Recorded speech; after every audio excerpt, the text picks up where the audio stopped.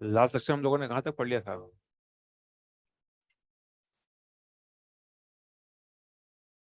अच्छा, प्रिपरेशन तक कर लिया था हमने। हाँ, लास्ट में क्वेश्चन क्या था ये? अच्छा, ठीक है।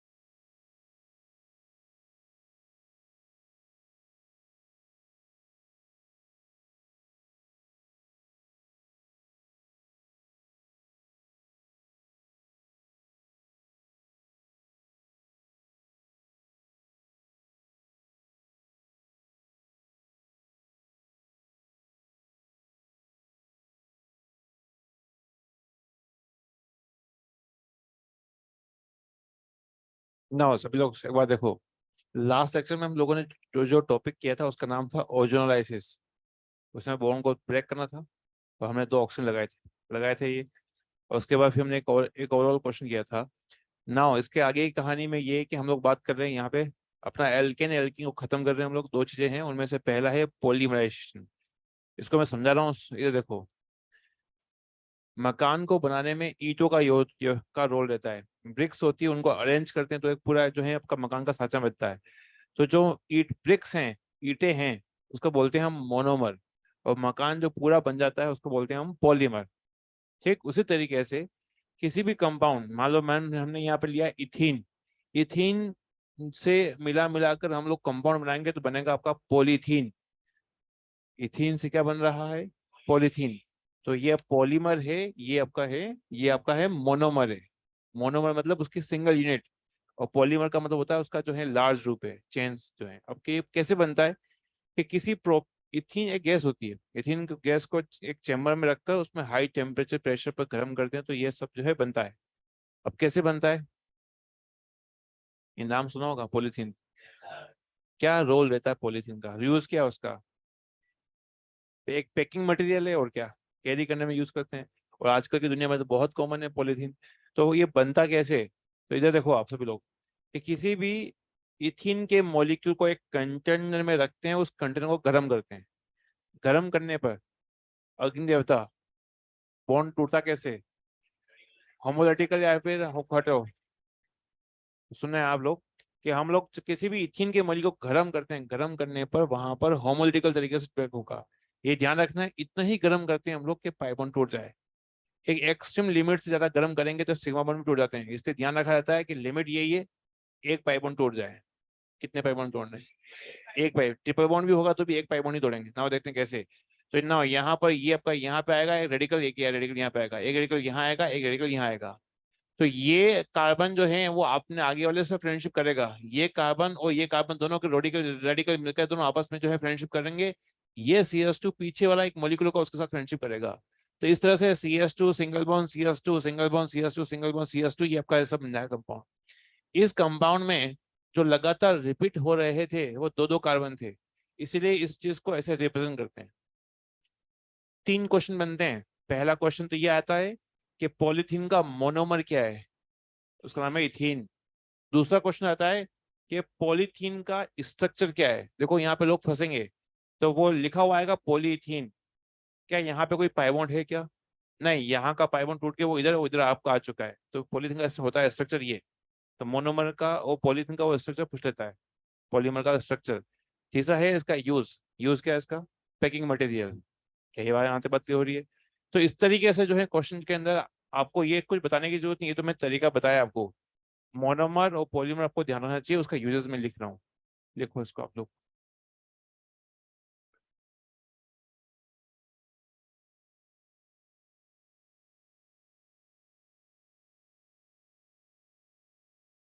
T stand for temperature, P stand for pressure.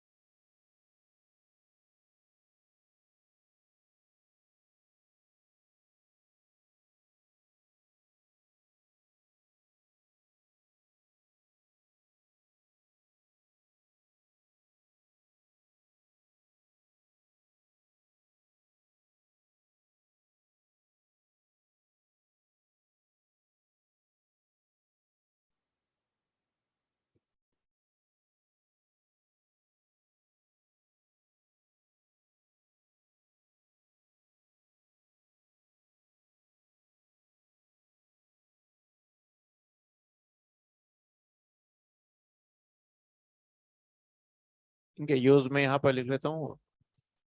ये है पहला जो है कंपाउंड है, वो है पैकिंग मटेरियल के फॉर्म में। दूसरा जो है आपका है वो है ब्लू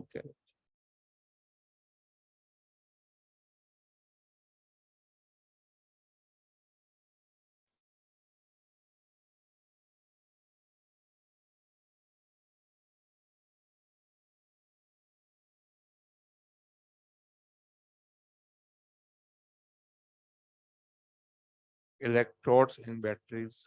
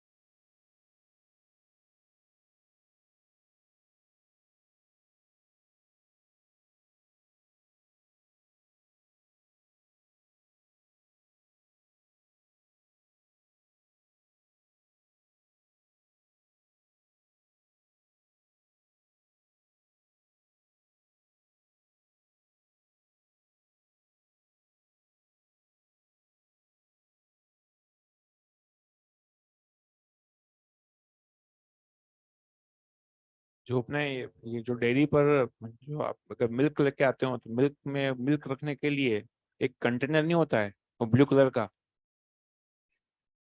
इवन तो बाहर जो ये समोसे कचौड़ी लेके आता है एक कंटेनर ब्लू कलर का, तो वो जो है उसको बनाने के अंदर पॉलीप्रोपिन का यूज किया जाता है। तो ये सबके यूज हैं। देखो पॉलीमर बहुत सारे तरीके हैं, बहुत बहुत पॉलीमर बहुत से हैं। इवन दो आपके जो चश्मे के जो लेंस हैं आजकल वो भी ग्लासेस की नहीं आती, उसमें पॉलीमर मिक्स होता है।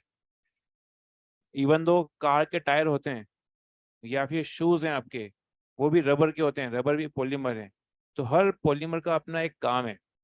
कुछ ऐसे पॉलीमर होते हैं जो टूटे में फूटे ना, ऐसे जो आजकल चश्मे जो है ग्लासेस के नहीं आते हैं, वो प्रॉपर पॉलीमर के आते हैं, अगर आप उनको गिर भी जाएं तो डैमेज नहीं होते हैं, डैमेज कम होता है, कम से कम होता है। ग्लास के होंगे तो जैसे ही टूटेंगे वो आपका जो है ब्रेक हो जाएंगे, जैसे ही गिरेंगे ब्रेक हो जाएंगे।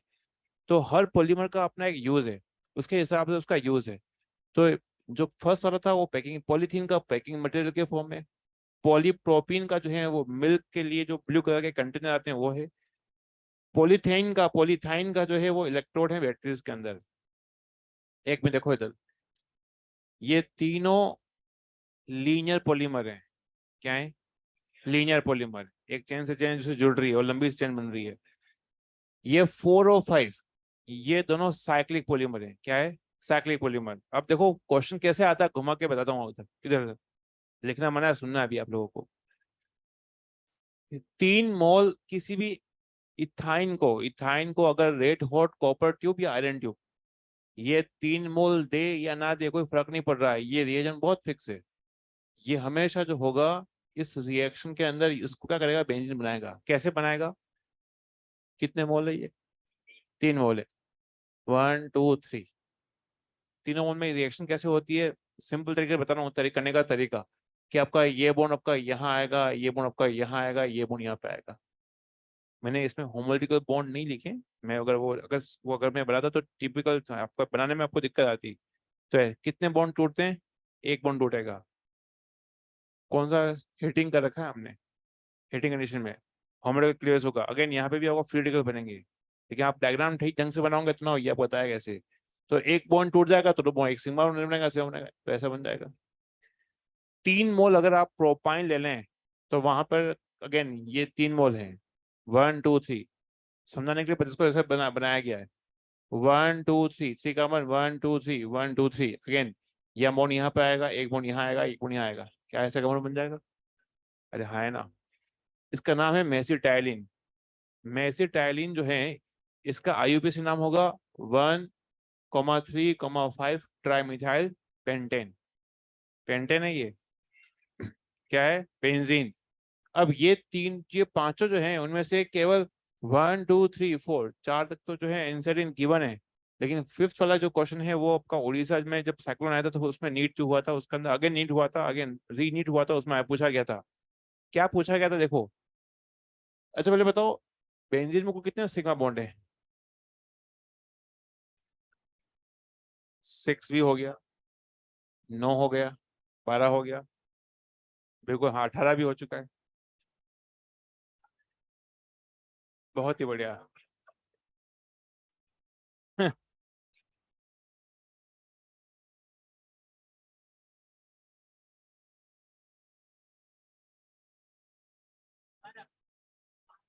कितने सिग्मा बॉन्ड है? यहाँ पे सिग्मा बॉन्ड है इसका 12 है, कोई दिक्कत नहीं। मेसिटाइलिन के अंदर कितने सिग्मा बॉन्ड है?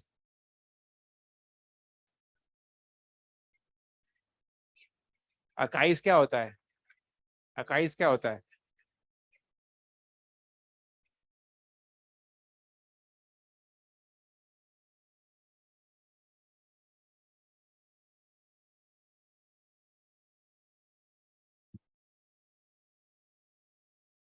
मेसिटाइलिन। मेसी सब जानते हो ना? मेसी एक प्लेयर है। वर्ड सबसे जो है, हाँ, मौसी है।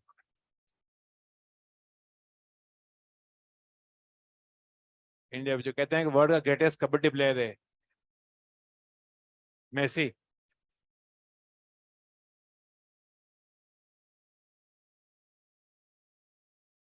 इधर ये बेंजीन के 6 बॉन्ड तो दिख रहे हैं आपको खुली आंखों से। कौन सी आंखों से? खुली आंखों से। और ना यहाँ पे हाइड्रोजन भी होंगे, ये मन की आंखों से देखोगे। तो 6 + 6 क्या हो जाएंगे? 12 हो जाएंगे। तो ये आपका हो गया ठीक। अब कई लोगों को भी 21 के ना उनकी गोटियां गोटियां घूम रही है उनकी। तो आप इसके अंदर देखते हैं, इधर यहाँ पर ये है मेसिटाइलिन ठीक। इसके अंदर CH3 CH3 CH3 है ठीक ना। बेंजीन में तो 6 आपके जो है ही है। अरे हाँ, है ना। ना तो ना यहाँ पे देखते हैं कैसे। बेंजीन के अंदर 6 + 6 तो है ही है। तो बेंजीन जो है ये गिवन 6 दिख रही है ना यहाँ पर 1, ये 2, ये 3, ये 4, ये 5 और ये 6, ये 6 तो 12 तो है ही है। 6 हो गए तो दिख रहे हैं, 6 जो है मन की आंखों से देखना है। और CH3 में 3 यहाँ पर है, 3 यहाँ पर है, 3 यहाँ पर है, तो कितने हो जाएंगे? 9, तो हो जाएंगे 21। समझ में आ रहा है? तो यहाँ पर सिग्मा बॉन्ड जो है वो 12 है, और ये सिग्मा बॉन्ड यहाँ पर 21 है। पूछा गया नीट के अंदर क्वेश्चन ये। तो बेहतर है कि इन दोनों को ध्यान रखना है कि इसके अंदर ये पूरा जो कंपाउंड, ये जो रिएजेंट है, मतलब या फिर हम लोग बोल सकते हैं कि ये जो मेंशन कर रखा है ये काफी खास है। ये एक ही बार आपका ऑर्गेनिक में यूज हुआ है कि किसी भी एल्काइन को अगर हम लोग इसमें गर्म करेंगे तो बेंजीन या फिर ऐसा कंपाउंड बनता है ना। एक लास्ट क्वेश्चन दे रहा हूं मैं आपको। ये आपको इनऑर्गेनिक में बताया गया होगा। कैल्शियम कार्बाइड का हाइड्रोलाइसिस करते हैं तो क्या बनता है? एक तो बनेगा चूने का, बैलेंस नहीं करना है आपको, बताना है। एक तो बनेगा चूने का पानी। चूने का पानी पता क्या है? कैल्शियम हाइड्रोक्साइड, ये है लिक्विड में। ना एक और क्या बनेगा? क्या C2H2 बनता है? C2H2 का नाम क्या है? इथाइन बोलते हैं, या फिर इसी को बोलते हैं एस्टेलिन बोलते हैं। ये जो है यही कंपाउंड है C2H2। समझ में आपको आ रहा है? एक क्वेश्चन है, उसको निपटाओ।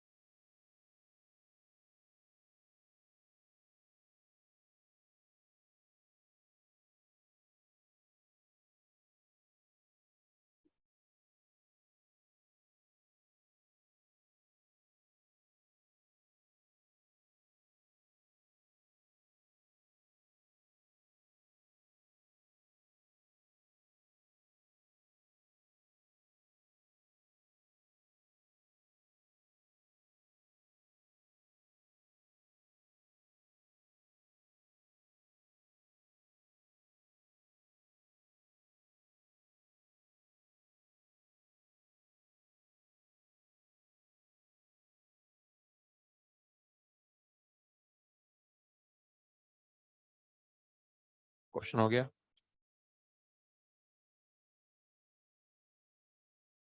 कैल्शियम कार्बाइड को डाल देते हैं अगर हैवी वाटर के अंदर, तो यहाँ पर ए जो बनेगा,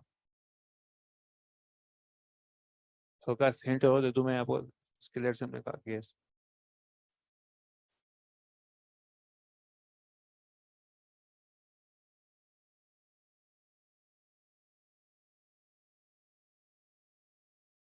हो गया, क्वेश्चन हो गया।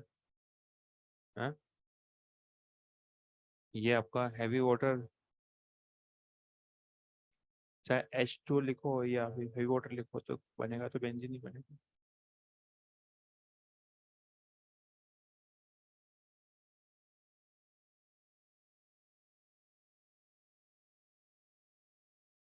सोचो। रोशन भाई, ठीक हो?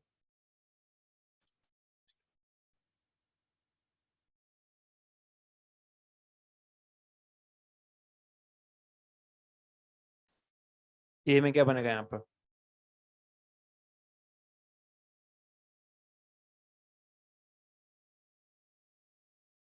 C2D2। तो यहाँ पे जो बेंजीन बनेगी उसमें कार्बन, इसमें H हाइड्रोजन की जगह आ जाएंगे ड्यूटेरियम, आ जाएंगे, क्या आ जाएंगे? ड्यूटेरियम। यहाँ पे कितने सिग्मा बॉन्ड होंगे? 12 कर लो या 18 करोगे? यहाँ पे तुम्हारी, मुझे पता है तुम्हें बोलने की क्या इच्छा हो रही है, एक पर्टिकुलर नंबर में बोलने की बहुत इच्छा हो रही है।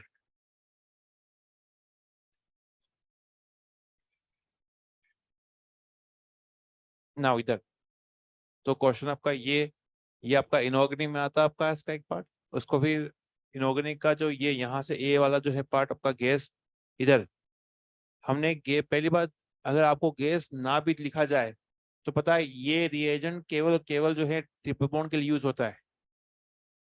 हाँ ना, आपको समझ में आ रहा है? हाँ, ये तो पता है कि ये तो आपका एक लिक्विड है, ये वो गैस ही होती है। तो जाहिर सी बात है यहाँ पर ये इसके अंदर ये, अगर आपको ये नहीं भी पता है तो ये पता होना चाहिए कि भाई ये जो रिएजेंट है रेड हॉट कॉपर ट्यूब या आयरन ट्यूब हमेशा ट्रिपल बॉन्ड के लिए यूज होता है। तो साइक्लिक पॉलीमर आपका रहता है ना। अब मैं आपके सामने एक रिएक्शन की एल्कीन और एल्काइन की अंतिम बात जिसको मैं यहाँ पे क्लियर कर रहा हूँ, थोड़ा सा ध्यान सुनो, इसके बाद ठीक क्वेश्चन शुरू हो जाएंगे। इधर आपके सामने यहाँ पर 3 कीवर्ड हैं। पहला है एल्काइन। एल्काइन का मतलब होता है ट्रिपल बॉन्ड, क्या ये जानते हो ना? फिर है टर्मिनल एल्काइन। और टर्मिनल एल्काइन क्या होती है देख लेते हैं। कोई भी ट्रिपल बॉन्ड अगर सपोज किनारे पे नहीं है, कार्बन चेन के किनारे पर नहीं है, तो वो होता है नॉन टर्मिनल। और ये जो है टर्मिनल है, टर्मिनल एल्काइन है, क्योंकि यहाँ पर ट्रिपल बॉन्ड किनारे पर है। टर्मिनल एल्काइन क्या होती है? ट्रिपल बॉन्ड किनारे पर है, ठीक है। तीसरी जो टर्म है वो है एसिडिक नेचर। एसिडिक, जो एसिड वो होता है, हम नॉर्मल आयनियस एसिड की बात करें कि वो कंपाउंड जो अपना H+ दे सकता है उसको बोलते हैं एसिड, क्या ये हम जानते हैं? तो टर्मिनल यहाँ पर H ना, टर्मिनल जब भी कोई ट्रिपल बॉन्ड होगा तो इस कार्बन पे क्या होगा? एक H होगा। क्या होगा? एक H होगा। ये एक एसिडिक H है, क्या है ये? एसिडिक H है ना। यहाँ पर इस नॉन टर्मिनल कार्बन पे कोई भी H नहीं होगा, क्योंकि इसकी जो है वैलेंसी ऑलरेडी फुलफिल्ड है। क्या आपको ये समझ में आ रहा है?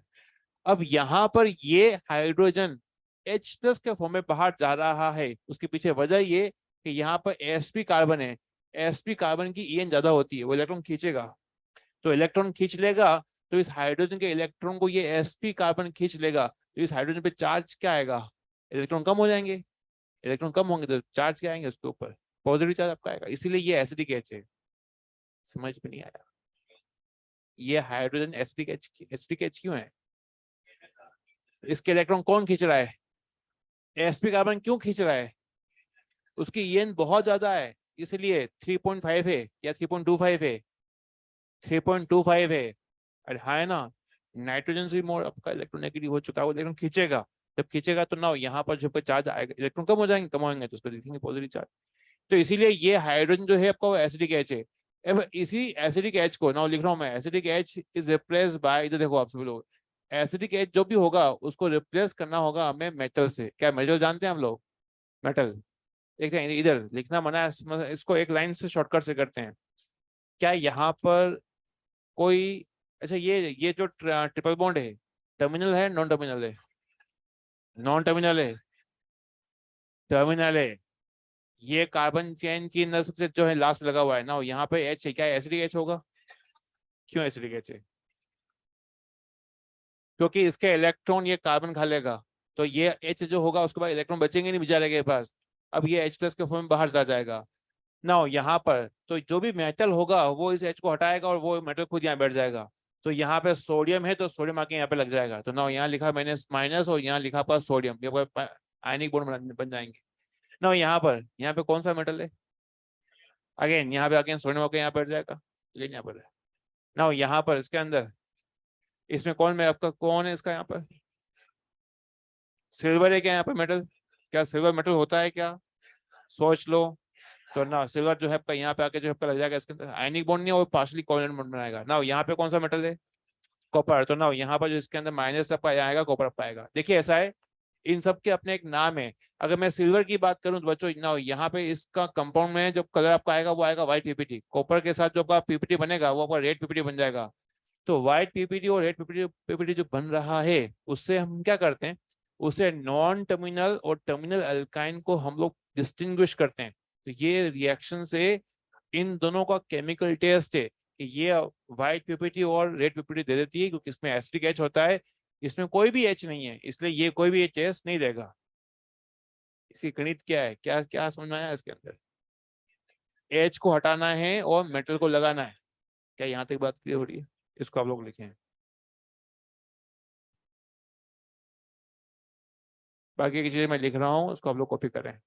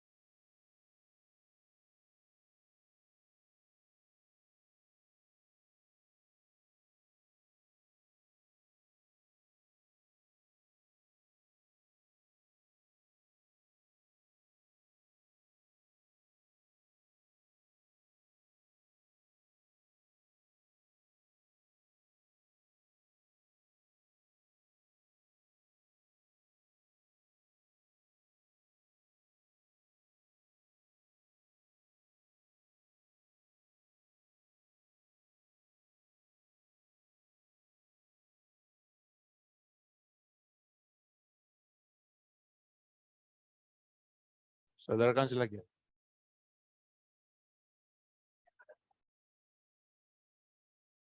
हाँ। अच्छा ये ऑनलाइन बैठा हुआ है ना गुरप्रीत सिंह। भाई तेरे को समझ में आ रहा है? गुरप्रीत भाई, बस बहुत ही बढ़िया। तेरे को पूछा किसने? तू तू फालतू में जो है उड़ते तीर ले रहा है।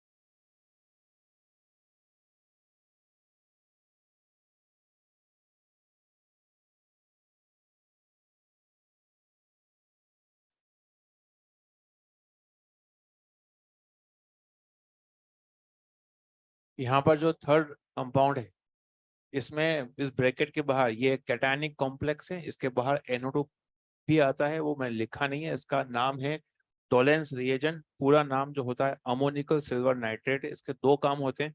पहला काम ये आपको बताया जा रहा है, दूसरा काम आपको एल्डिहाइड कीटोन के चैप्टर में बताया जाएगा। यहाँ पर इस पर बेस्ट क्वेश्चन कैसे आते हैं, तो मैं यहाँ पर कुछ क्वेश्चन लिख रहा हूँ, उसको आपको अटेम्प्ट करें।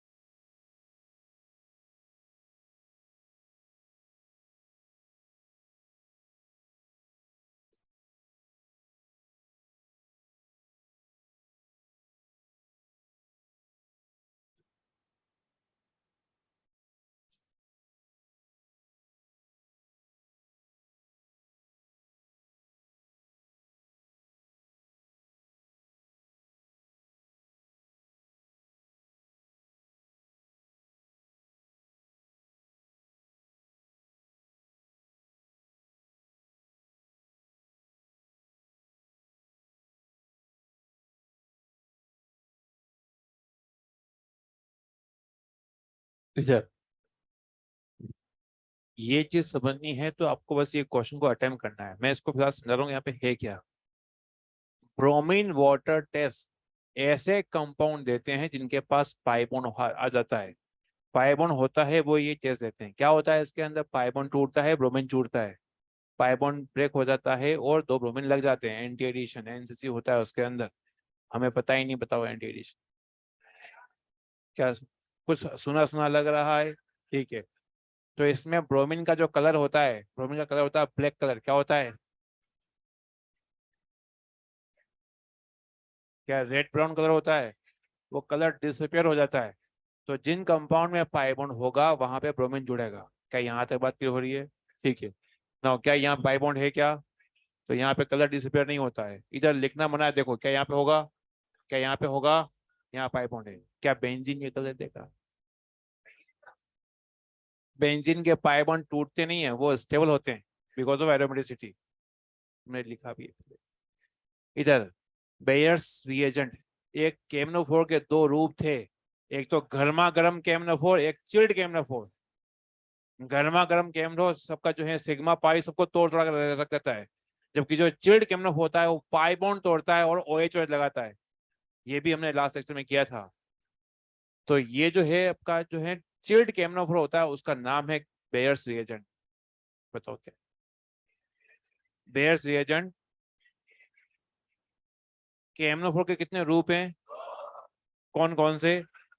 एक तो गर्मा गर्म केमनोफोर, एक चिल्ड केमनोफोर। गर्मा गर्म में जो है आपको वो लिख के देगा नहीं, नॉर्मल लिख देगा केमनोफोर। चिल्ड केमनोफोर का हमेशा मेंशन करेगा कि जो आपका जो है आपका ये कोल्ड एक्वस केमनोफोर है। क्या आपको ये याद रहेगा ना। ये आपका क्या ये चेस देगा, क्यों नहीं देगा। कैन पाइबॉन्ड नहीं, क्या यहाँ पाइबॉन्ड है क्या, क्या यहाँ पाइबॉन्ड है, यहाँ पाइबॉन्ड भी है।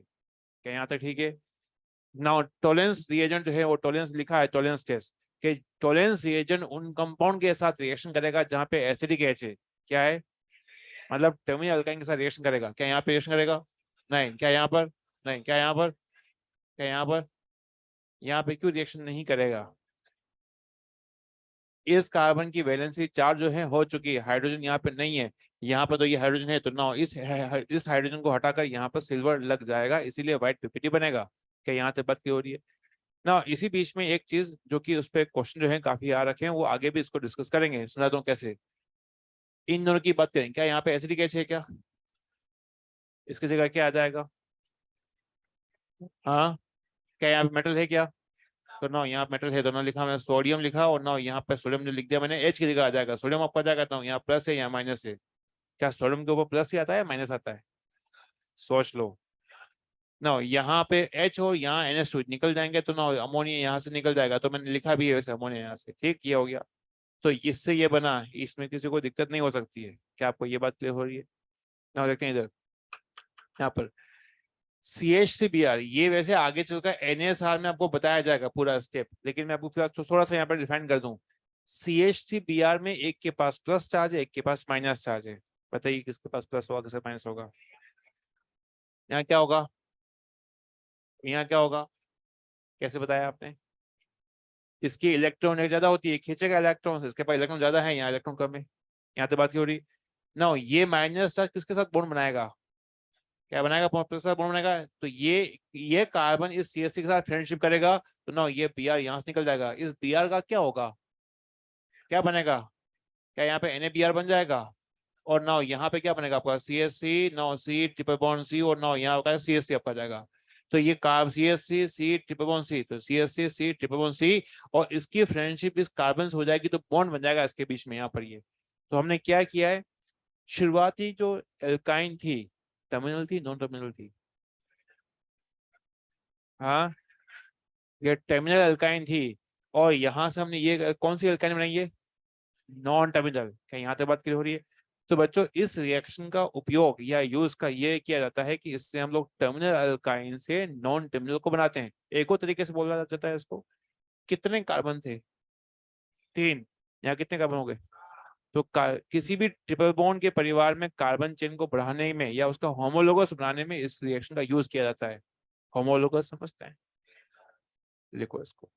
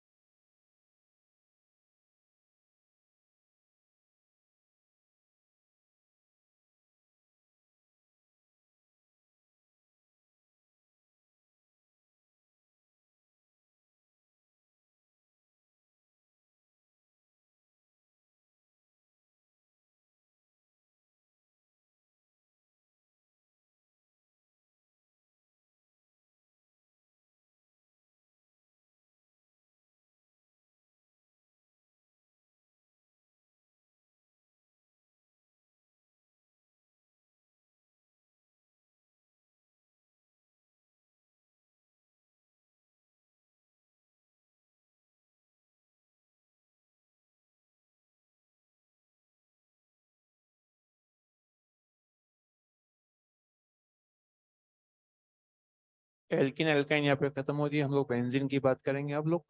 बेंजीन के अंदर बेंजीन की प्रिपरेशन कैसे करते हैं तो हम बताएंगे आपको।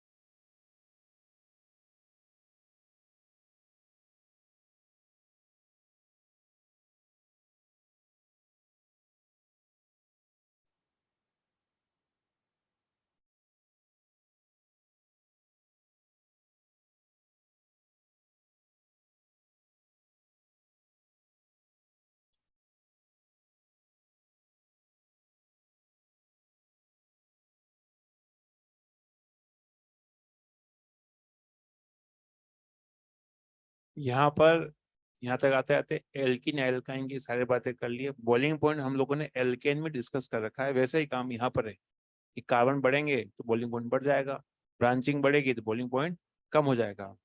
ब्रांचिंग बढ़ने से बॉइलिंग पॉइंट कम क्यों हो जाता है? मॉलिक्यूल श्रिंक हो जाता है। तो मॉलिक्यूल श्रिंक होता है, हो जाता है, उससे सरफेस एरिया कम हो जाता है।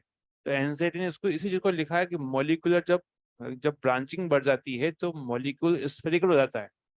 तो इसका मतलब वो था कि वो वहां पर वो एक श्रिंक हो चुका है, उसके अंदर सरफेस एरिया कम हो जाता है, तो बॉइलिंग पॉइंट कम हो जाता है। इधर हम यहाँ से अब बात करते हैं, बेंजीन की बात करते हैं।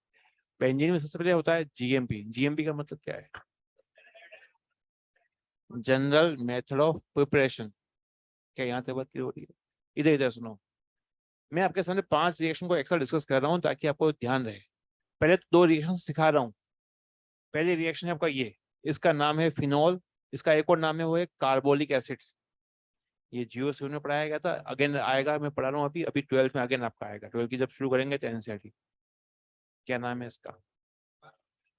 फिनॉल। और ये है कार्बोलिक एसिड, दोनों ही कॉमन नाम है, ठीक है ना? दोनों ही आपका फिनॉल जो है आपका पिन नेम है, फिनॉल प्रीफर्ड आईयूपीएसी नेम है, क्योंकि ये फिनॉल को आईयूपीएसी ने एक्सेप्ट कर रखा है, ठीक है। नाउ जिंक 10 प्लस डिस्टिल करते हैं, तो डिस्टिल तो है, इसका मतलब होता है हीटिंग करना। क्या होता है? हीटिंग करना। यहाँ पर H2 का भी एनवायरमेंट होता है, लेकिन उसको लिखा जाता नहीं है।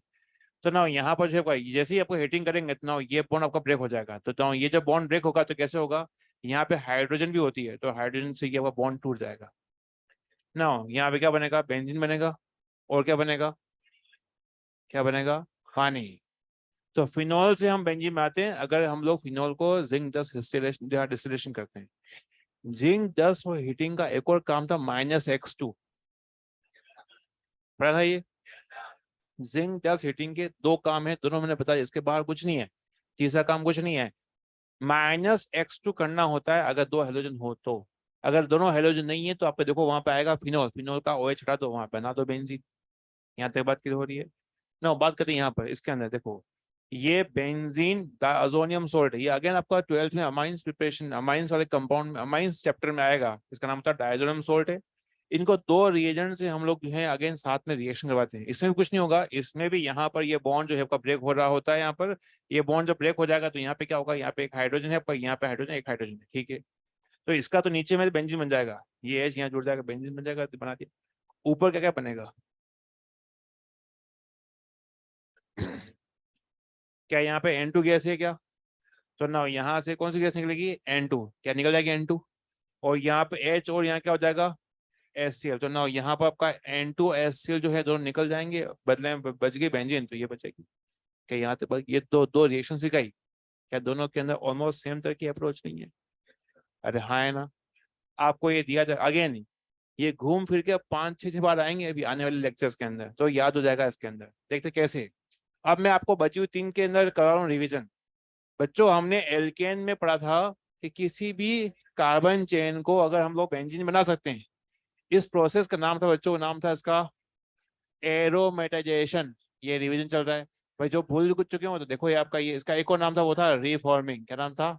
रीफॉर्मिंग। ये अगेन आपका 2-3 बार और आपका आएगा, वो याद रहेगा ना। इसके अंदर जो रिएजेंट होते हैं, बहुत सारे रिएजेंट C8O2 होते हैं, वो हीटिंग लेते हैं हम लोग, ठीक। मॉलिब्डेनम के भी ले सकते हैं, वेनेडियम के भी ले सकते हैं। तो जो भी डी ब्लॉक के एलिमेंट्स हैं उनके ऑक्साइड लेते हैं, वो गर्म करते हैं हम लोग, ठीक। ये हमने आज ही पढ़ा है। किसी भी एल्काइन से क्या बेंजीन बना सकते हैं? कौन सा रिएजेंट लेते हैं? यहाँ पे हम लोग लेते हैं रेड हॉट कॉपर, या फिर ले सकते हैं आयरन ट्यूब ले सकते हैं। अरे हाँ, है ना। रेड हॉट कॉपर या आयरन ट्यूब लेंगे, गर्म करेंगे तो जाहिर सी बात है वहां पे साइक्लिक पोलिमरेशन हो जाएगा, तो ये बन जाएगा। हमने अभी बात नहीं की थी इसमें, हमने कहा था इसके अंदर सिग्मा बॉन्ड। ना यहाँ देखते हैं ना, यहाँ पर इसके अंदर लेते हैं सोडा लाइम। क्या लेते हैं?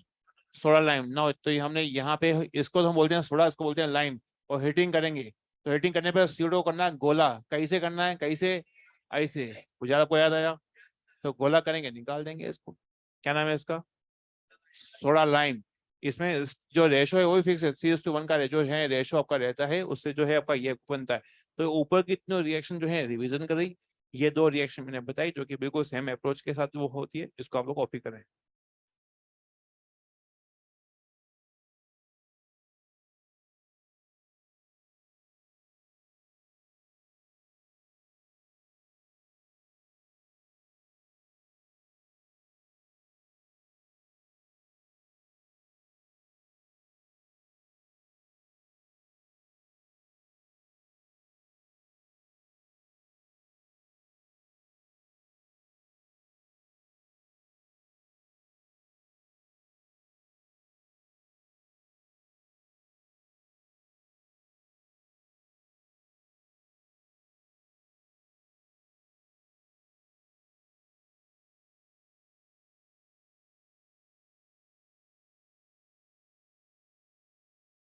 केस क्यों ना इसी के लिए। सब में कैसे है? सब में लिखता ऊपर लिखता नहीं।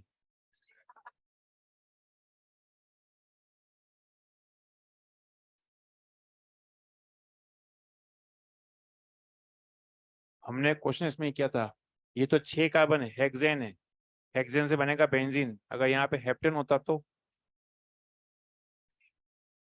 हेप्टेन होता तो बन जाता टोलुइन, 7 कार्बन से बनेगा टोलुइन बनता है।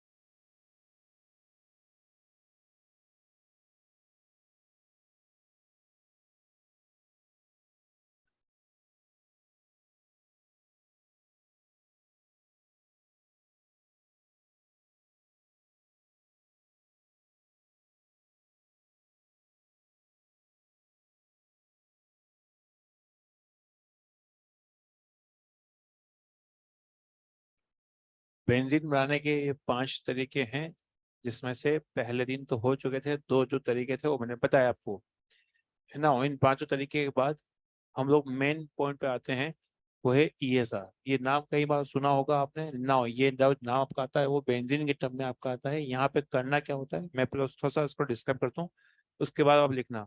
सारे क्वेश्चन जो है यहाँ से बनेंगे, तो ध्यान से सुनो है क्या बच्चों। ईएसआर का पूरा नाम होता है इलेक्ट्रोफिलिक सब्स्टिट्यूशन रिएक्शन। क्या होता है यहाँ पर, इसमें क्या होता है देखते हैं कि इलेक्ट्रोफाइल हमला करेगा। कौन हमला करेगा? इलेक्ट्रोफाइल हमला करेगा, एच को रिप्लेस करेगा, एच की जगह खुद बैठ जाएगा वो। तो यहाँ पर इलेक्ट्रोफाइल ने हमला किया है और एच की जगह बैठ गया है वो, एच की जगह जाके खुद ही बैठ गया है वो, उसको हम बोलते हैं रिप्लेसमेंट हुआ है। रिप्लेसमेंट को ही ऑर्गेनिक बोलते हैं सब्स्टिट्यूशन। किसने हमला किया, किसको रिप्लेस किया? हाइड्रोजन को रिप्लेस किया, तो उसका नाम है ईएसआर ना। सुनो एक मिनट, ये बेंजीन जो है, अब मैं जो बातें कर रहा हूँ सुनना है उसको, क्योंकि आने वाले क्वेश्चन का यहाँ पर जो है आपको पूरा बताया जाएगा कि है क्या। ये बेंजीन जो है एक अमीर इंसान है। ऐसा क्यों? Carbon carbon double bond, carbon carbon triple bond और बेंजीन, ये तीनों न्यूक्लियोफाइल होते हैं, क्योंकि इनके पास पाइलेक्ट्रॉन होते हैं, पाइलेक्ट्रॉन्स होते हैं। बहुत पैसा है इनके पास। क्या है? बहुत पैसा। पैसा किस टर्म में रखा हुआ है? पाइलेक्ट्रॉन्स। क्या यहाँ से बात की हो रही है ना? ई और जी के ऊपर माइनस चार्ज है, जिसके पास माइनस चार्ज जगमग जगमग कर रहा होता है वो जो है 100% जो है वो होता है न्यूक्लियोफाइल। ये भी अमीर इंसान है। क्या ये माइनस हमला कर पाएगा? क्यों हमला नहीं कर पाएगा? क्योंकि ये भी अमीर इंसान, ये भी अमीर इंसान है, इसके पास भी डेंसिटी ज्यादा है, इसके पास डेंसिटी ज्यादा है, दोनों आपस में जब रिएक्शन करेंगे रिपल्शन होगा। तो यहाँ पर ये ई प्लस आएगा। ई प्लस जो है इलेक्ट्रोफाइल है। इलेक्ट्रोफाइल का मतलब गरीब इंसान है। क्या चाहिए इसको? पैसा। क्या चाहिए? पैसा। जिसको पैसा चाहिए वो अटैक करेगा। तो ना यहाँ पर सबसे पहले आपका इलेक्ट्रोफाइल अटैक करेगा, तो ना हमने लिखा है इलेक्ट्रोफाइल, ना इलेक्ट्रोफाइल से अटैक कर रहा है। तो बताया मैंने आपको कि जी अटैक क्यों नहीं कर पा रहा है पहले, तो पहले क्यों रीजन बताया। अब मैं यहाँ पे इलेक्ट्रोफाइल अटैक कर रहा हूँ। इलेक्ट्रोफाइल का अटैक हम लोगों ने एक रिएक्शन पढ़ी थी कुछ दिनों पहले, वो है EAR। क्यों याद आपको आया? तो हमने इलेक्ट्रोफाइल की आपका अटैक, अगर मैं करूँ लेट से आपका यहाँ पर हमने आपको याद हो मैंने कहा H+ का अटैक, हमने कई बार H+ का अटैक करवाया है। तो मैंने कहा लेट से यहाँ पर आपका H अटैक करवाया मैंने, तो कैटायन का बनेगा। इस कार्बन पर अगर इलेक्ट्रोफाइल का अटैक होता है तो कैटायन कहाँ बनेगा? क्या पास में बनेगा? ये आप जानते हैं EAR से, जानते हैं। अगर ये इलेक्ट्रोफाइल इस कार्बन पे अटैक कर रहा है, फॉर एग्जांपल जहां पे H लगा हुआ है वहां पे अटैक कर रहा है, तो यहाँ पे कैटायन कहाँ बनेगा? वही बनेगा क्या? यहाँ कहाँ बनेगा? क्या यहाँ बनेगा? यहाँ बनेगा। क्या यहाँ तक बात क्लियर हो रही है? ये वही स्टेप है जो अभी आप तक करके आए हो। कुछ नहीं, पाइपोन को ब्रेक किया, इलेक्ट्रोफाइल को यहाँ जोड़ दिया और यहाँ पे कैटायन बना। जैसे ये पाइपोन को ब्रेक किया, इलेक्ट्रोफाइल नहीं, ये आपका H+ है, यहाँ जोड़ा हमने और बगल में आया पॉजिटिव चार्ज। ठीक। तो इलेक्ट्रोफाइल का अटैक हो चुका है। अब आपका आता है यहाँ पर G-। ये G- अटैक करेगा। कैसे अटैक करेगा? ये G- होगा वो H पर अटैक करेगा, इस H को खा जाएगा यहाँ से, तो ये पूरा जो है बॉन्ड यहाँ पे शिफ्ट हो जाएगा, तो ऐसा कुछ बन जाएगा, वो Hg निकल जाएगा। अब डाउट क्या आता है? डाउट सुनो, एक डाउट ये आता है कि सर माइनस चार्ज था, ये प्लस चार्ज, तो इसको सीधा अटैक करना चाहिए था, तो मैंने बनाया इसके अंदर ना, यहाँ पर सीधा हम लोग क्या करते हैं, जी को जोड़ देते हैं। ये जी हो चुका है। यहाँ से बात क्लियर हो रही है। अब मैं आपको दो बातें बताता हूँ। अगर आप यहाँ पर इलेक्ट्रोफाइल ये आपका G- को सीधा अगर अटैच कर दो तो ऐसा कंपाउंड बनेगा। तो पहली बात तो यहाँ पर अगर आप इस तरह से काम कर रहे हैं तो आपने पहले इलेक्ट्रोफाइल को जोड़ा, फिर आपने जी को जोड़ दिया, न्यूक्लियोफाइल को भी जोड़ दिया। तो ये जो स्टेप है यहाँ से यहाँ तक किया आपने, ये है इलेक्ट्रोफाइल एडिशन रिएक्शन हो गई है। क्या हो गई? एडिशन क्यों हो गया? क्योंकि ई भी जुड़ गया है, पाई बॉन्ड टूट गया है, और ई भी जुड़ चुका है और जी भी जुड़ चुका है। अरे हाँ है ना, इलेक्ट्रोफाइल भी अटैच हो चुका है, न्यूक्लियोफाइल भी अटैच हो चुका है। लेकिन तो हाँ ये ER हो गया। अब ये ER इन्हीं यहाँ पे क्यों नहीं हुआ, उसके पीछे वजह है ये यहाँ पे कितने पाई इलेक्ट्रॉन है? 4 पाई इलेक्ट्रॉन होता है एंटी एरोमेटिक। क्या होता है? एंटी एरोमेटिक है ये। एंटी एरोमेटिक क्या है? नॉन एरोमेटिक कंपाउंड है। कैसे पता लगा आप लोगों को? बच्चों ये कंपाउंड में ये sp3 कार्बन है। ये कंपाउंड एरोमेटिक था, और अगर इसका जो है प्रोडक्ट अगर नॉन एरोमेटिक कंपाउंड बन रहा है तो अनस्टेबल रहा, तो ये कंपाउंड जो है नहीं बनेगा। इसीलिए यहाँ पर जो है G- यहाँ पे अटैक ही नहीं करेगा, क्योंकि अगर अटैक करेगा तो एक कंपाउंड नॉन एरोमेटिक कंपाउंड बन रहा है। ये कंपाउंड स्टेबल, शुरुआती कंपाउंड स्टेबल कंपाउंड था, अगर उससे अगर एक अनस्टेबल कंपाउंड बन रहा है, क्योंकि एरोमेटिक हाईली स्टेबल होता है, नॉन एरोमेटिक उससे थोड़ा सा कम स्टेबल होता है, तो इसमें नहीं जाएगी रिएक्शन। एरोमेटिक से हमेशा एरोमेटिक कंपाउंड ही बनेगा। इसलिए जी जो होगा वो H खा जाएगा और ये बॉन्ड यहाँ ट्रांसफर होगा, तो कंपाउंड ये बनेगा। अब क्वेश्चन की बारी आती है। पहली स्टेप जो है, पहली बात तो RDS है। क्या है? RDS किसने हमला किया पहले? कार्बन पर हमला किया इलेक्ट्रोफाइल ने। अल्टीमेटली क्या हुआ? H को हटाकर जो है आपका E लग गया, यहाँ पर रिप्लेसमेंट भी हुआ। अगर मैं यहाँ पर इधर इस बेंजीन में अगर पैसा बहुत ज्यादा हो तो इस इलेक्ट्रोफाइल का अटैक स्लो होगा या फास्ट होगा? क्या फास्ट होगा? क्यों? क्योंकि इस इलेक्ट्रोफाइल को क्या चाहिए? गरीब इंसान है, इसको चाहिए पैसा, चाहिए क्या चाहिए? पैसा। तो जिस बेंजीन में ज्यादा पैसा होगा उसमें ज्यादा अटैक होगा। अरे है ना। मैं भी एक क्वेश्चन देने वाला हूँ, एक बहुत सिंपल तरीका चीज पूछ रहा हूँ आप लोगों से। मान लिया मैंने कहा कि यहाँ पे एनिलीन है। क्या है? एनिलीन। और एक कंपाउंड लिया, उसका नाम है नाइट्रोबेंजीन। क्या नाम लिया? नाइट्रोबेंजीन। इन दोनों में से किस बेंजीन पर इलेक्ट्रोफाइल पहले हमला करेगा? फर्स्ट में अटैक करेगा? सेकंड में अटैक करेगा? सेकंड में क्यों अटैक करेगा? आप बोल रहे हैं कि सेकंड में अटैक करेगा, फर्स्ट में करेगा, सेकंड में करेगा? क्यों? अब फर्स्ट में करेगा, क्यों करेगा? बच्चों इस NH2 के पास में क्या लोन पेन है, ये लोन पे सप्लाई करेगा, तो पहली वाली बेंजीन में बहुत पैसा है। अरे है ना, मतलब बहुत इलेक्ट्रॉन्स हैं, इसलिए इलेक्ट्रोफाइल यहाँ अटैक करेगा, तो ये बिल्कुल सही आंसर है। ये NO2 जो होता है वो बेंजीन से इलेक्ट्रॉन खींच लेता है। क्या करता है, इलेक्ट्रॉन खींच लेता है। तो ये बेंजीन को डीएक्टिवेट करेगा। ये NH2 जो होगा वो एक्टिवेट करेगा, क्योंकि बेंजीन के अंदर इलेक्ट्रॉन बढ़ जाएंगे। तो यहाँ पर जितने भी प्लस एम वाले ग्रुप होंगे, उनके प्लस एम वाले ग्रुप लगे हुए होते हैं, उसमें बेंजीन जो है वो रेट ऑफ रिएक्शन बढ़ जाती है। ये बात मैंने बोली, मैं लिखवाऊंगा, इसको एक बार कॉपी करो आप लोग।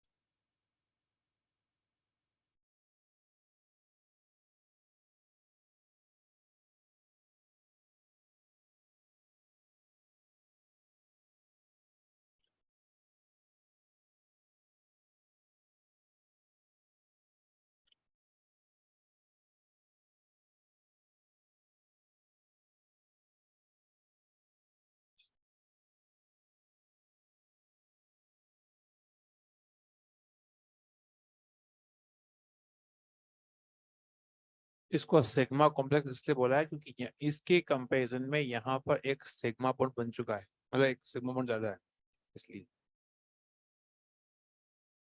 यहाँ पर 12 सिग्मा बॉन्ड थे, यहाँ पर 13 सिग्मा बॉन्ड हो चुके हैं।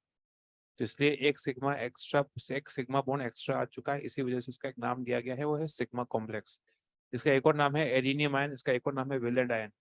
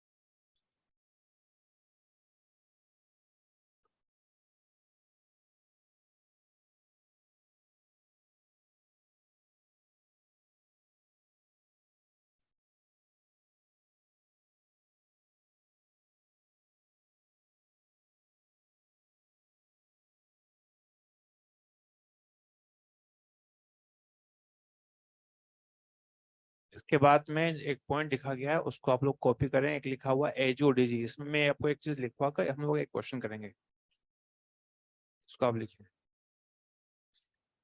सब GOC1 में पढ़ रखा है ये पूरा।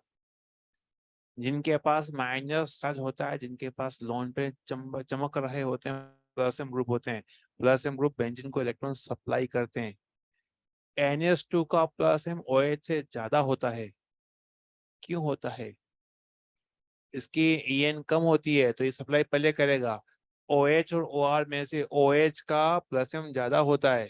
अगेन रिवीजन चल रहा है ये। क्यों ज्यादा होता है? क्योंकि R ग्रुप एक बल्कि ग्रुप है, बेंजीन का हल्का सा रिपल्शन होगा तो वो एंगल बढ़ेगा, एंगल बढ़ेगा तो EN बढ़ जाएगा। अगर किसी को ये नहीं याद है, थोड़ा सा अभी एक थोड़ा सा फोकस करो यहाँ पर। ये लॉन पे पीछे की तरफ CO के साथ रेजोनेंस में होगा, क्रॉस कॉन्जुगेशन होगा, तो बेंजीन में थोड़ा इलेक्ट्रॉन कम जाएंगे। नहीं याद है कोई बात नहीं, फिलहाल आपको एग्जाम्पल के थ्रू बताया जाएगा। GOC में पढ़ाया गया था। ठीक, इसको आप लोग कॉपी करें। एक लाइन लिखवाता हूँ, फिर एक क्वेश्चन करते हैं हम लोग।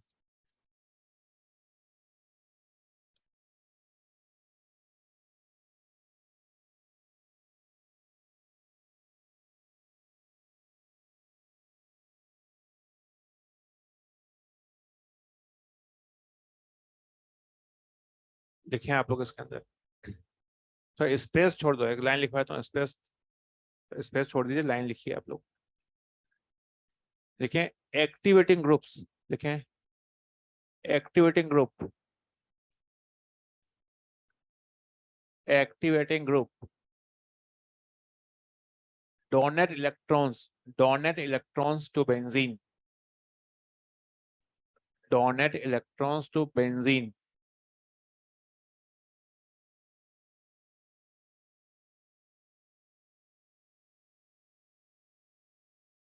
Donate electrons to benzene. Now benzene has more electron density. Now benzene has more electron density. More density. Hence electrophile attack fast.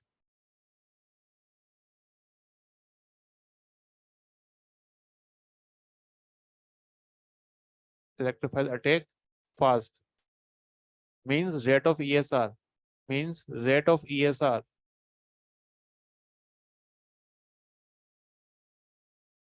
increases.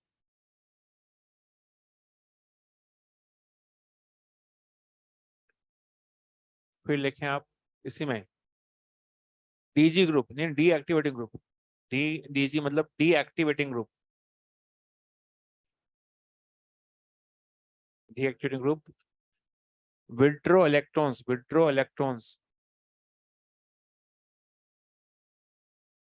from benzene, from benzene. Now benzene will have less electron density, less electron density.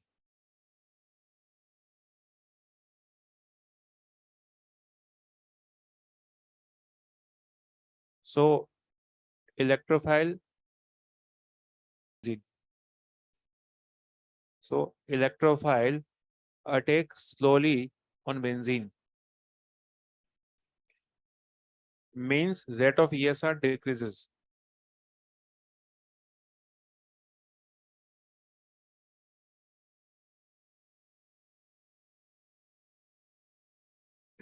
Now देखो, हम इसका एक question कर रहे हैं। पहले देखो इधर, इधर सभी लोग, यहाँ मैंने आपके सामने 7 बेंजीन बनाई है।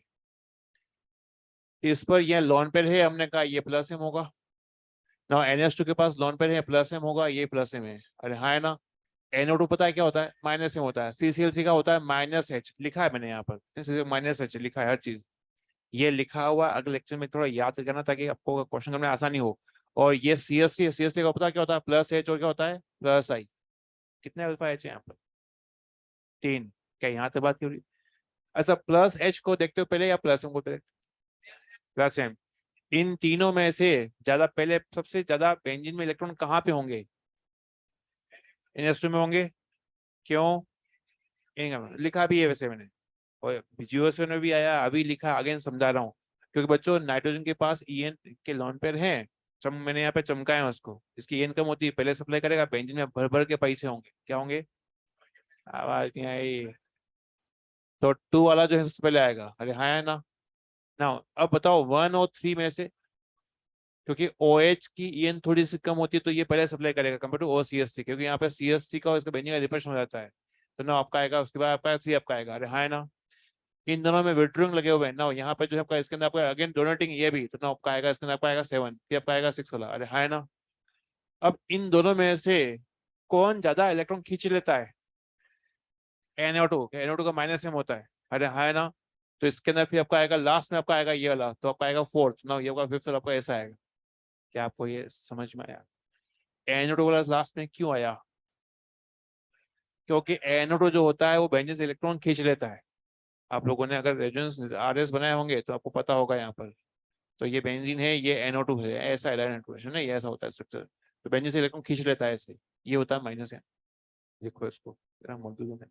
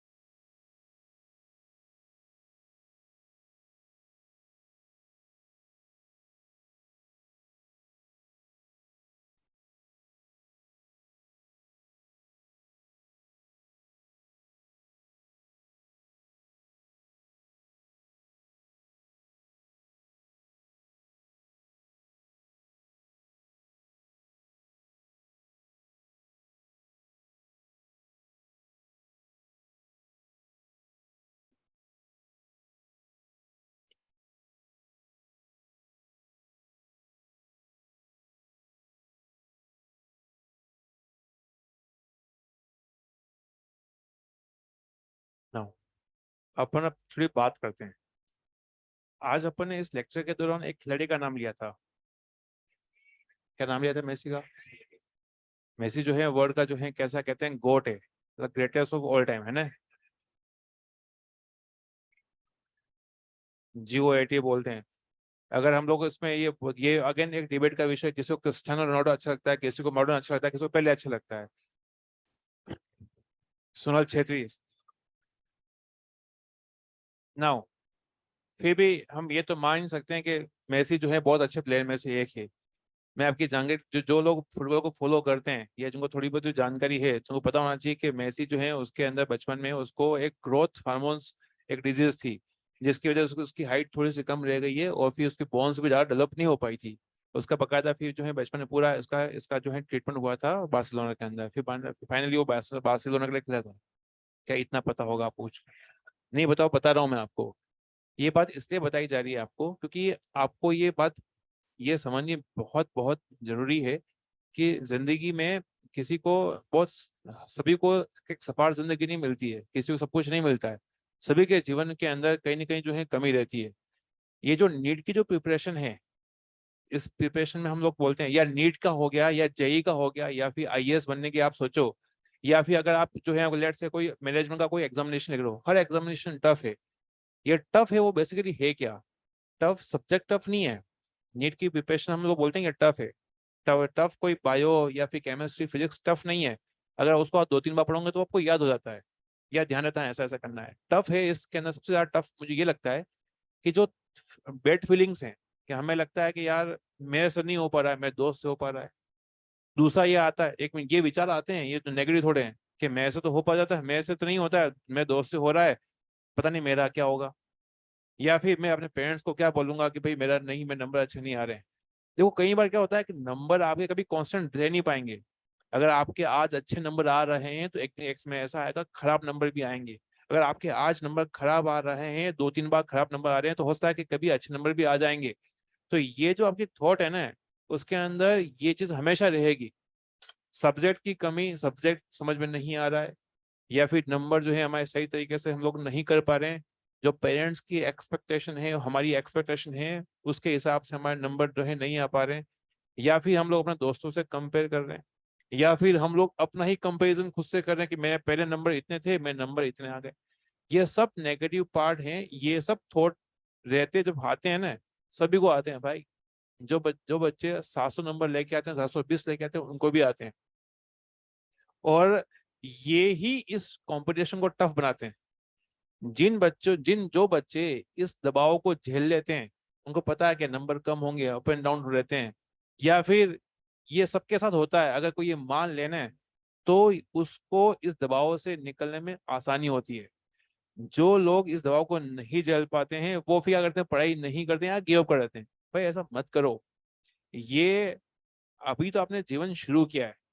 क्या आपको लगता है कि आपका, लेट्स से, अगर मैं इमेजिन करते हैं सारे बच्चों का सिलेक्शन हो जाता है, देखो तो हर पॉसिबिलिटी हम विचार करते हैं, सारे बच्चों का सिलेक्शन हो जाता है, क्या उसके बाद जिंदगी में कोई प्रेशर नहीं आएगा? एमबीबीएस के बाद पीजी करोगे तो उसमें 18 सब्जेक्ट पढ़ने पड़ते हैं, जो बच्चे आप, तो जब वो पढ़ने पड़ते हैं तो क्या प्रेशर नहीं आता है? उसमें भी पीजी करने में भी प्रेशर आपका आएगा। तुम नौकरी करने जब जाओगे तो जब एमबीबीएस डॉक्टर बन जाओगे, उसमें आपको डे शिफ्ट, इवनिंग शिफ्ट और नाइट शिफ्ट, 3 शिफ्ट में आपको पार्टिसिपेट करना ही पड़ेगा। जैसे अच्छे हॉस्पिटल जाओगे तो आपके कभी दिन में लग रही, कभी नाइट में लग रही है, आपके पास समय नहीं मिल पाएगा। पैसे खूब कमाओगे, लेकिन होगा क्या कि वहां पे आपको खुद के लिए समय नहीं मिल पाएगा।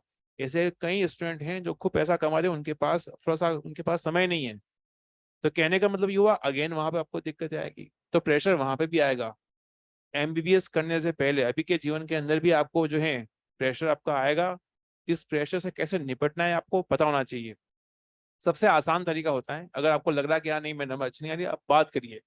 टीचर से बात करिए, अपने फ्रेंड के साथ बात करिए, पेरेंट्स से बात करिए। अगर आप नहीं बात कर रहे हैं तो आप धीरे धीरे धीरे धीरे अंदर ही उन चीजों को जो है, एक पूरी अंधेरी रात होती है, पूरा घोर अंधेरा है, और बच हम लोग एक दिया लगा देते हैं, तो उसकी रोशनी होती नहीं होती है, होती कि नहीं होती है। तो हमारे मन में कई बार ऐसा होता है कि हम लोग बहुत सोच रहे होते हैं। जब हम इतना सोचते हैं तो हम ओवर थिंकिंग का शिकार हो रहे होते हैं। और आप में से कई लोग ऐसे होते हैं जो घर पे जब अकेले पढ़ रहे होते हैं, जब पढ़ाई करते हैं ना, तो हम अकेले बैठना पड़ता है, अकेले बैठना पड़ता है, सामने किताबें होती है, हम होते हैं, और हमारे दिमाग में अजीब अजीब थॉट चल रहे होते हैं, लगातार विचारों का प्रवाह चलता रहता है। और होता क्या है उस कंडीशन में, कई बार हम लोग अपने बारे में ही गलत फहमियां पाल लेते हैं कि मेरा होगा या नहीं होगा, मेरा नहीं होगा तो क्या होगा। तो ये सब विचार जो हैं, अगर आप अपने पेरेंट्स के साथ या फ्रेंड्स के साथ या फिर अपने फैकल्टीज के साथ अगर शेयर कर रहे हैं, तो बताएंगे कि देखो, ओवर थिंकिंग करो, इतना सोचने की जरूरत नहीं है। एग्जाम्पल कैसे, कई बच्चे ऐसे होते हैं, वो सोचते हैं कि उनके नंबर 200 250 नंबर आ रहे हैं, वो सोचते हैं कि सर अगले साल मई में जो पेपर होने वाला है, तो उसमें मेरा सिलेक्शन नहीं होगा या नहीं होगा। तो मैं कहता हूँ कि भाई तेरा सिलेक्शन नहीं होगा, तू 1 साल की बात कर रहा है, तू 5 साल के बाद की सोच ले। भाई तुम्हारे हाथ में अभी है क्या 5 साल के बाद सोचना?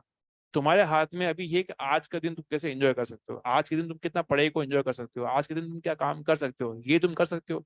आने वाले लंबी प्लानिंग मत बनाओ, तुम अपने अधिक से अधिक 1 वीक का प्लान बनाओ। टाइम टेबल जो बनाना है तो 1 वीक का बनाओ और उसको फॉलो करो। तुम ये सोच रहे हो कि 5 6 महीने के बाद क्या होगा, भाई तो उस पर तुम्हारा कंट्रोल नहीं है। कोविड देखा है ना हम लोगों ने, कोविड जब देखा था, कोविड से पहले हम लोगों ने खूब प्लानिंग बनाई थी। मैंने क्या, हर इंसान ने प्लानिंग करी होगी, क्या पूरी हो पाई कोविड के दौरान? सब लोग घर में थे, बहुत सारे लोगों के तो जो है जॉब छूट गए, कई लोगों के जो है वो डेथ हो चुकी, घर में इतनी कैजुअलिटी हुई। एक मतलब कहने का मतलब ये, वो आपके हाथ में, आप जो है मैक्सिमम से मैक्सिमम कुछ दिनों की प्लानिंग कर सकते हो। लंबा प्लानिंग तुम सोचोगे तुम ऐसा कर लें वैसा कर लें, वो जिंदगी में कई बार वो पूरी नहीं होती है। और वो आपको, पहली बात तो वो पूरा हो ना हो, आपको टेंशन जरूर देके जाएगा। एक ये भी चीज आती है कि हमारा सपना है डॉक्टर बनने का, हमारा सपना है भाई, ये सपना तुम ये फालतू बातें रहने दो। जीवन जीना होता है, जीवन जीने के लिए आपको एक नौकरी करनी होती है ना, हकीकत ये है। जीवन जीना होता है, जीवन जीने के लिए एक नौकरी करनी होती है। ठीक, नौकरी करना है तो बेसिकली मतलब पैसा कमाना है, नौकरी करनी है। अब ये नौकरी जो है आपकी, बेसिकली नौकरी पैसे कमाना जीवन जीना नहीं है। जीवन जीने के लिए पैसा कमाना होता है, और पैसा कमाने के लिए नौकरी करनी होती है। अब ये जॉब जो है, इंजीनियरिंग आप कर सकते हो, डॉक्टरी कर सकते हो, फिर आप बिजनेस कर सकते हो, बथेरी तरह की जो है नौकरियां हैं। और उस मान लो अगर आपने ये सोचा है कि नहीं डॉक्टर बनना है, तो डॉक्टर बनने के लिए आप एक एग्जामिनेशन दे रहे हो, उस एग्जामिनेशन अभी तक दिया नहीं है, उसके लिए आप प्रिपरेशन कर रहे हो, प्रिपरेशन के लिए एक माइनर टेस्ट दे रहे हो, माइनर टेस्ट में आपके नंबर कम आ रहे हैं और आप जो है आपका दिल उदास उदास है।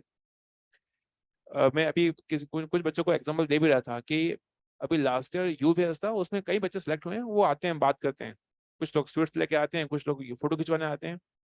मैंने सभी बच्चों से, एक बच्चा ऐसा नहीं था उससे मैंने बात नहीं करी, मैंने ये पूछा कि तेरा कितने अटेम्प्ट में हुआ है। किसने कहा सेकंड अटेम्प्ट में हुआ है, क्योंकि वो अचीवर का बैच है, तो किसी का सेकंड में हुआ, किसी का थर्ड अटेम्प्ट में हुआ। तो मैंने पूछा कि तीनों अटेम्प्ट में तेरे नंबर क्या रहे। मैक्सिमम के पहले अटेम्प्ट के अंदर 200 से 300 नंबर थे, सेकंड में उनके नंबर जो है या तो सिलेक्शन हो गया उनका, सेकंड में किसी के जो है 500 550 नंबर थे, और थर्ड के अंदर उनके नंबर अच्छे आ गए, सिलेक्शन हो गया। तो इसका मतलब हुआ कि 3 साल में क्या ऐसा हुआ कि बच्चा इंटेलिजेंट हो गया? ऐसा क्या हुआ, ऐसा कोई च्यवनप्राश खा लिया या फिर जो है बाबा जी का चूर्ण खा लिया उसने?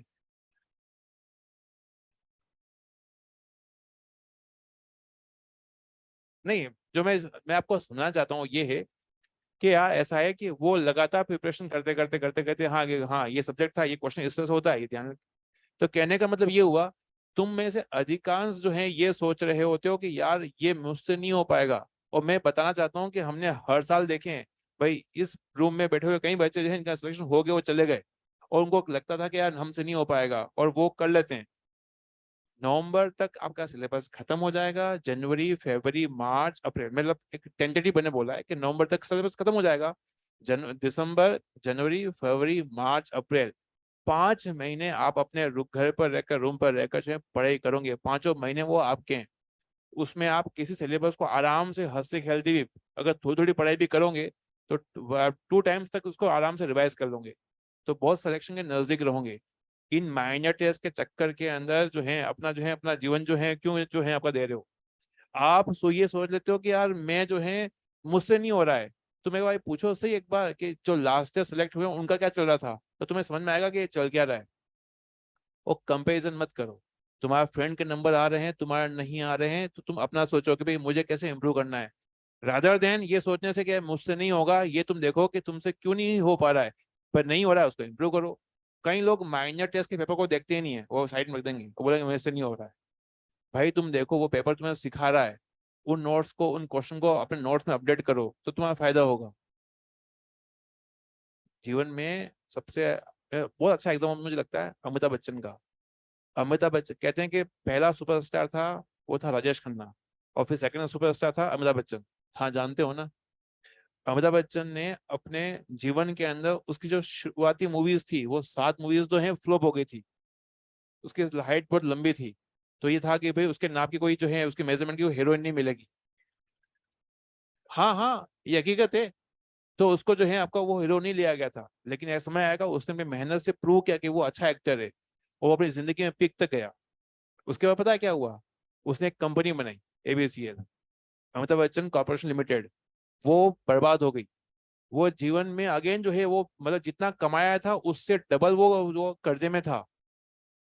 कहने का मतलब हुआ कि जो एक वो जितना ग्रेट इंसान था या फिर जितना अच्छा एक्टर था, उससे ज्यादा वो अब जो है कर्जे में आ गया। वो उसने हार नहीं मानी, उसने अगेन मेहनत करी, और उसके बाद अपने अगेन अपने आप को प्रूव किया। तो कहने का मतलब ये हुआ कि भाई सफल वो इंसान है जिसके अंदर वो अप्रोच हो। तुमने तो अभी जीवन शुरू ही नहीं किया है, अभी तो अंडे में हो। चलिए, आज के लिए इतना, थैंक यू सो मच।